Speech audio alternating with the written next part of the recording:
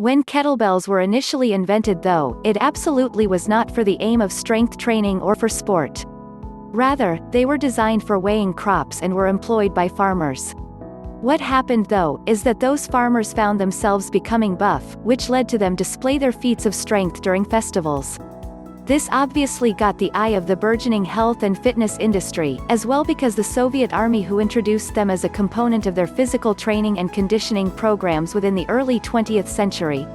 Kettlebells would also become popular among old-time strongmen, who would demonstrate their power and size in traveling circuses alongside many other tools that allowed them to display this ability.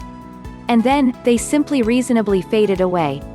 Until the first 200s, that's once they began to make a comeback.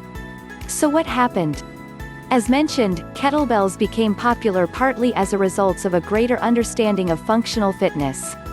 As our understanding of health and fitness has progressed, so we've found new merit in old tools that allow us to use our bodies in additional dynamic and challenging ways. A few pioneers helped to spearhead this movement. One was the now legendary Pavel Tsatsouline, who published the book Enter the Kettlebell, Strength Secret of the Soviet Supermen, and went on to seem on several high-profile blogs and podcasts. Another was Tim Ferriss, who became a champion of the kettlebell on his own blog and in his book The 4-Hour Body. The kettlebell was then quickly adopted by the highly divisive CrossFit movement, and whether you love or loathe that individual school of coaching, there's no denying that it's had an enormous impact on the industry.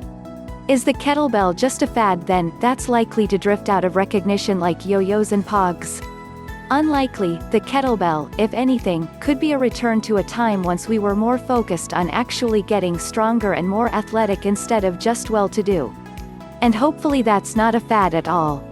If anything, the kettlebell are some things we should always see more and more of as we still take mobility and functional movement seriously.